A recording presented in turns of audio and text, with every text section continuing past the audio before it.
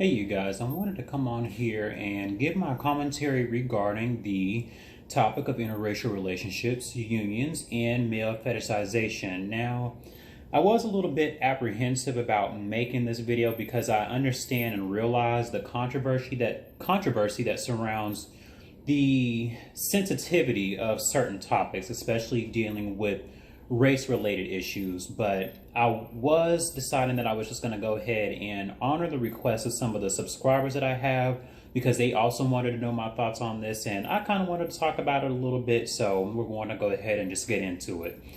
This video also, what I want to make mention of is it is going to touch base a little bit on the advertisements and promotional ads that you see with interracial couples, because I'm pretty sure you guys have noticed a great abundance of these. I mean, they're kind of almost unavoidable. They're everywhere. When you go to the store, when you see advertisements online, there's just no way that you can get around it. So I'll also be talking a little bit about that as well. But speaking of that, I'm pretty sure you guys have probably noticed an upsurge in the amount of advertising that actually involves a union between a black person and a person from the dominant society. It seems like that with the media and entertainment, they are notorious for selling, in my opinion, facades to the public if it means that the dominant society can actually attain the objective they so desperately desire. And one thing I want you guys to do is to ask yourself this question: how frequently do you see a black couple being advertised in advertisements anyway? I mean, do we really see black couples advertised anymore like that? I mean, I might see one every once in a while. I don't know about you guys, but it just kind of seems like that they are actually very rare. And it seems like that these interracial couples are almost like the norm now. So that fact is a little bit disturbing, but I just wanted to make mention of that. And also, it just kind of seems like that in general, that the ratio of these interracial couples is staggeringly higher while black couples are lower. But this, I feel like, is promoted for a very specific reason. In essence, it helps to foster a system in which black people seek happiness or a component that they feel they're not getting from their own community and in the dominant society. So black people probably should stop and ask themselves a very critical and imperative question you have to ask: why is it that these unions are being endorsed at a higher rate than actual pure black couples? Because if you notice, the result of these relationships, which will create a biracial child, is that the child more than likely will go on to procreate with a member from the dominant society, therefore producing more people for the dominant society. And I think that this is something that we should probably also take into observation, is that a majority of these relationships involve black men and women from the dominant society. Now, with this, I do want to say that black men have a tendency to date out of their race at a higher rate than their black female counterparts, which that denotes that some form of a pathology is present. And before I go any further, I just want to say that this is not a smearing campaign. This is not an attack on black men. It's just kind of pointing out a stat that I did come across where it seems like that with us, we date out at a higher rate than black women do. So I just want to make that be clear. I'm not attacking it at all. I'm not trying to be malicious with my commentary. I just wanted to state that. So one thing I also want to say is, when we pay attention to these other races of people, notice how it is that it seems like they don't practice it at the rates that we do. You don't really see them practicing interracial dating at the substantially high rate that we actually do. And I think that when you think about it psychologically speaking, I think black men see these other races of women as some form of like an advancement or fixing a mistake they feel is prevalent with their current mental state. And one thing I want to do is, I kind of just want to digress for just a moment. I want to actually say that this isn't, again, it's not a form of a shaming tactic. I just want to make that clear. But it more so helps to highlight the behaviors that we engage in, and hopefully to provide an understanding as to why this is an issue. It seems like that with some of the black men who engage in this behavior, they will often in social situations talk negatively about their own race of women while uplifting other races of women. This is something that I'm pretty sure that some of you guys may have noticed on different social media platforms. You'll oftentimes hear things about black women's desirability not being as higher as the other races of women, or they'll talk negatively about black women's hair, or they talk about that they have an attitude. All of these different things I'm pretty sure you guys have heard once or more before. And it just seems like that when they do it from a place of self-loathing. It typically has a pathology. Like I mentioned, normally what happens or takes place is that a black woman may say something, one black woman may say something negative about a black man, and he will internalize that, and that causes him to develop negative feelings towards black women collectively, as opposed to just holding that one woman responsible for her comments. And it will cause him to develop this sort of like toxic, poisonous rhetoric. Well, he'll just start going on these contention-filled conversations, spewing this white supremacist level talking points, talking about, well, black women are this, and that, and it's always something negative. So I just kind of want to point that out, that it seems like that's an issue that I think probably needs to just kind of have some kind of improvement. I know that a process like that, just because of the sensitivity of it, I know it's not going to be an overnight process of, being resolved, but hopefully we can just take baby steps towards trying to resolve that. And they do this as a result of, basically, like I said, internalized self-hatred. So to combat or temporarily escape this perceived detriment, they'll create children with other races of women, and the child will come out looking nothing like these men. So what I mean by that is when black men will typically engage in these behaviors, just some of them, not all of them, they'll engage in these behaviors where they will be with these other races of women, and they don't understand that when you are with these other races of women, they will breed out the black gene. Basically, the child will be biracial. Not saying that there's anything wrong with biracial children, but you have to understand that that child will look nothing like that black man. The child will come out half white, half black, which obviously, that doesn't require a biology lesson, but I just have to clarify that for those who may be confused or ignorant on purpose. But I think that one of the things that I also kind of want to touch on as well too is that it seems like that black American women in particular appear to be utilizing their options. I've noticed this because of the epidemic that plagues black men. Well, some of the black men, they are actually choosing to date other cultures of black men, or if that doesn't prove to be successful, they will date outside of their race altogether as a result of some of the black American men not properly prioritizing, or they don't have the ability to provide resources, stability, and wealth to the community. This is actually starting to become a norm. It's starting to become a regular practice where it seems like that the black women in America, some of them understand that because of the current state of our black men, they aren't waiting around anymore for the black men to actually be able to provide these things. So they're either dating other races of other cultures of black men, or if they don't have any luck in that area, it seems as though they're just divesting entirely to other races of men. And I think one thing that we have to take into consideration as well too is that we actually live in a society where it seems like that the men are expected to build, create, and lead their communities into an age of prosperity and affluence. But because the men in our community are not doing this, the women are choosing now actively to pursue other alternatives. And then also, in terms of these interracial unions with black men, it seems like that the unfortunate part about this is that some don't necessarily understand or realize that these women from other races are simply fetishizing them. This is the part that I kind of want to touch on that talks about black male fetishization, because when you look at it from a historical aspect, it seems like that for the black men that get into these relationships, they oftentimes will get into it for the purpose of love, which is understandable. But I think that they don't understand how it seems like that in the past, a vast majority of these relationships have not been successful. And I think that they have a tendency to just kind of overlook that. And some of the black women also understand this too. And I think that the unfortunate part about it, again, is that they don't realize that they are being fetishized. They don't understand that they are basically looked at as some kind of a sexual object. They typically will be fetishized for their endowment, basically, or because they have certain features that these other races and women find attractive, or typically like a black man's stamina when it comes to sexual relations. And again, I want to just kind of say that black men, they do date for love and acceptance.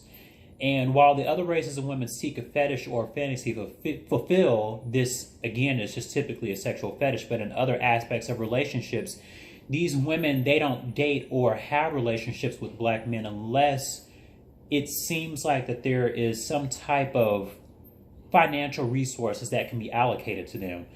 And I want to also kind of touch briefly on this because one of my subscribers wanted me to talk about this a little bit, and I did want to honor that request. But it does seem like that just recently my subscriber had been telling me about the LGBT community as well, where it seems like that the black men who have a same-sex attraction will not date other black men. I've actually learned it seems like that some of them possess the same mentality to date outside of their race and desire whiteness. And my subscriber had actually sent me screenshots of one black man desperately lusting and actually thirsting over a white man and became highly upset when he wouldn't respond. But it seems like that when he showed him a picture of his private area, it seems like then suddenly the white man had responded. So that right there just kind of tells you that there is definitely a prevalent issue with black men being fetishized by the dominant society. And I really am concerned that we can't see this illusion right before our eyes. And you guys have to understand that I am all for black people staying with each other. That I'm a strong proponent of that. And trust me, I understand that we have our own set of issues that we obviously need to work through as a community, but is it really worth it? I just have to ask, is it really worth it to deal with the mistreatment and possible racism from these people who don't really accept interracial dating at the rate that we do? And I only ask this because the former sounds like a better option. If I had to guess, I would say it would be for the same reason that straight black men do it, because it gives them some instant gratification, or it pacifies their soul because it allows them that respite to temporarily escape the state and social status that is our community currently. And in my opinion, in essence, it's like a cathartic experience that gives them the impression that they're elevating themselves or the community, when in fact, that is definitely not the case. And when you think about it, it just kind of goes to show that these types of relationships, they almost always end in failure, save for a few that are actually genuine. I do think it is possible to flip this narrative, though, because if we instill in our people self-love, self-worth, and self-value, I think that those three qualities will help them to understand the importance of staying within each other. And I think that whenever we actually look at these three concepts and understand and teach it amongst each other, then we have the ability to see the love in each other and turn this narrative around in our favor. Now, one thing I do just kind of want to say, this is another opinion of mine, but I do believe that it'll take insurmountable bouts of hard work and dedication. But I think that if we continue this message, then it may be possible for our people to love each other, and see the positive through all of our flaws, which will create a healthy, stable, and an open environment in which we can have clear and concise communications with each other. And now, obviously, we have to talk about the product of these unions, which is what I kind of touched on earlier, which is the biracial children.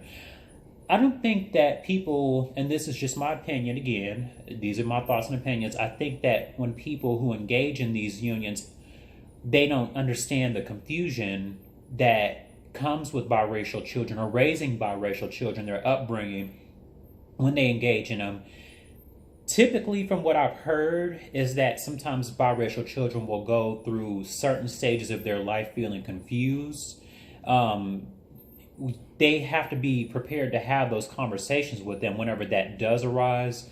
I know that whenever, obviously they're different from a white and a black person because they're different. Their genetics are different.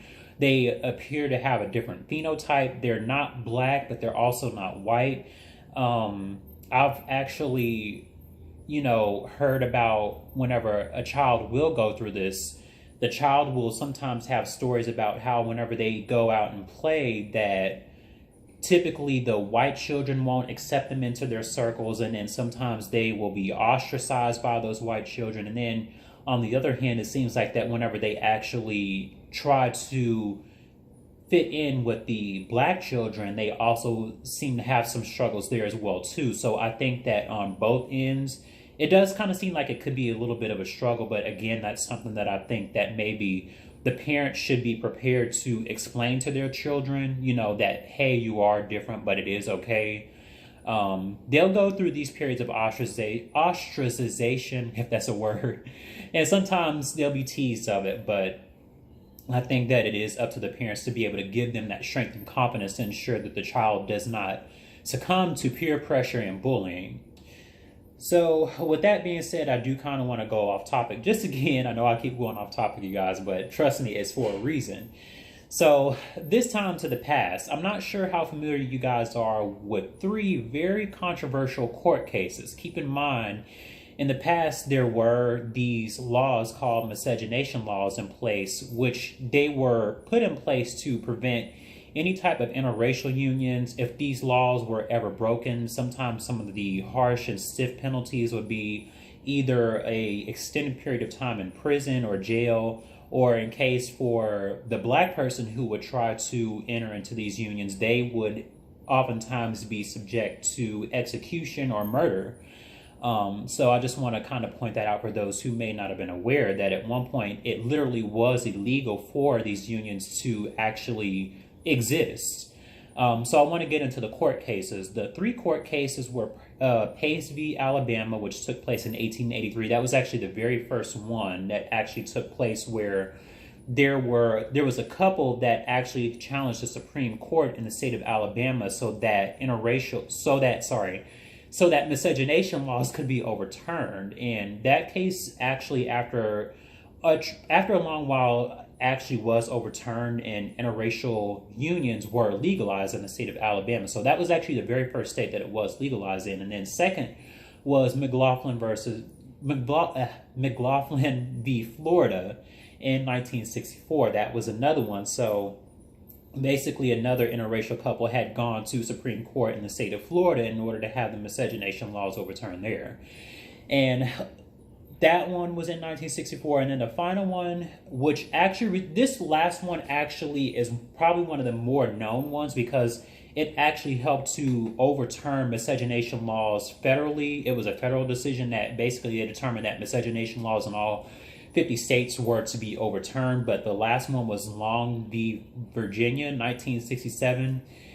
And when we really think about it, these are reasons as to why these unions are actually able to just exist today. Again, if these miscegenation laws were still in effect, there's no way that the laws would allow for these couples to even be in these unions. So just with that being said, but I actually want to take it a step further. We can actually go back even further than that. If you guys actually are familiar, the Moors, their rule for about, I want to say it was about 800 years, and it lasted from, I think the period, I hope that this is correct, but it was from about 711 to 1492.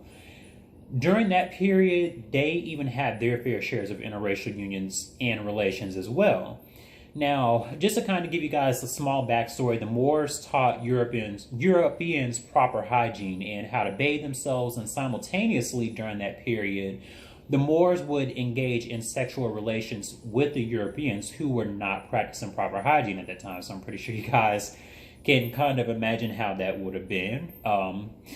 But I think it is safe to say that this propaganda did not just begin in recent times. So the mentality to be within close proximity to an elite society, I think, has almost always been here. Even when the Moors were in power, the Moors trusting ways with the Europeans was partially responsible for their undoing. And then if we go ahead and fast forward to modern times, you guys will see a pattern where it seems like black people enter into these relationships. Sometimes they must suppress who they are by leaving their blackness at the door and suffer mistreatment as a prerequisite to being in these unions. And in some cases, and I do mean some, not all, just have to make that clear, I have seen where it seems like some of the unions involving a black man and a woman from the dominant society that just have to kind of go back in the biracial child aspect of this one more time, but it seems like that the biracial child will be more likely to go on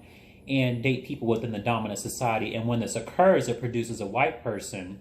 So the black gene is eventually breeded out until there's only like a small iota of black blood left in that lineage. So I think one thing I want to break that down a little bit further. Oftentimes, black people will sometimes complain about the systemic oppression that we face overall as a collective. But then when you think about it in that same instance, they will go out and create these children with these people from the dominant society. And then the people from the dominant society will instill in those children some of their ideologies that they follow. So that, coupled with the fact that they will go and procreate with another person from the dominant society, that in essence only creates more of the problem that we essentially complain about. And so I think that that's something that we should take into consideration when we really think about these unions, is that, oftentimes when we complain about these things, we don't understand that sometimes we are in essence complicit, and the behavior and the mistreatment that continues to come towards our people. So now, before I close this video out, because it has been pretty long, I want to propose to you guys some different alternatives. And I am speaking to black people on this. So let's begin. Let's say black men are having a difficult time with black women in their area. Why not try traveling to other states or different cities to see if there are other black women with a different mindset? It could be due to your socioeconomic status or where you live that makes a difference. And I recommend the same for black women. If you are having difficulty right now with some of the black American men, maybe try dating other cultures of black men within the diaspora. Maybe try, for example, dating a Jamaican black man or a black man from one of the countries in Africa. Now, make sure you guys, both black men and black women, make sure you guys get your passport, because you should definitely get out there and travel, see what else is out there. You might actually come across somebody that you actually have a lot in common with. You may encounter, a beautiful African woman for the black men who has a different belief system, where she believes in caring for you and your children unconditionally and loving you to the fullest and making sure to nurture your children. And for the black women, you might find a Jamaican man who is down to earth, very attractive, believes in providing for you and your kids. So I just want you guys to, try taking this into consideration. And, with these different options, I just hope that you guys, maybe this is helpful to you all. And again, the video overall, it wasn't meant to try and destroy anyone's relationship. If you're perfectly happy where you are, that's fine. But I made this video just to kind of highlight questions or concerns about people, who may be considering going into a new relationship. Just ask yourselves the questions. Black people, ask yourself these questions. Does this person identify with me culturally? Will there be conversations that will be had where one of us may feel uncomfortable? Am I going to have to suppress who I am to satisfy my partner? And again, I just kind of want to reiterate, if this doesn't apply, then just go ahead and let it fly. One thing I wish I could provide to you guys is the psychology behind this phenomenon, but I'm not really well versed in that area of expertise. But I think I can say that I know some of it has to deal with internalized inferiority and self-loathing or self-hate, because notice how whenever they are asked about the state of why it is that they enter into these relationships, it seems like that they have to somehow make it about black men or black women. So I just kind of want to give you guys an example. If a black woman is dating a man from the dominant society, her reasoning for it will be something along the lines of, well, because I was dating a black man and he did this to me, and vice versa, if a black man is dating is dating a woman from the dominant society, he'll say something along the lines of, well, black women wouldn't do this for me, or I really couldn't make it work with black women. So it just seems like that we have this pathology to justify our reasoning for the reason that we do it by projecting it onto our opposite sex. And I think that that's something that probably needs to kind of have some kind of improvement towards, because if you want to date somebody outside of your race, then please just do that. Don't try to make it seem like it's about black men or it's about black women. You wanted to do it because you just wanted to do it. I mean, it's simple and plain as that. And I think that whenever we really think about it, again, I just have to kind of reiterate, you really don't see people from other communities blaming their opposite sex for the reason why they chose to date outside of their race. So I see that that's something that is very prevalent within our community. And once more, I just want to say that this video, again, is not a means of discouraging anyone from being who they love. It is just calling out certain behaviors and hopefully to provide some reasoning behind why these engagements are becoming so popular. But anyway, you guys, this video is already too long. Like I said, I really hope you guys like this commentary, and definitely let me know your opinion down below in the comments section. Do you believe that the black community can effectively combat this narrative that seems to be growing and spreading like everywhere to where you can't really avoid it? And also let me know your opinion on if you've been in one of these unions or are in one now, and let me know your thoughts on their success rate. So definitely make sure you guys like, comment, share, and subscribe, and I hope to see you in my next video.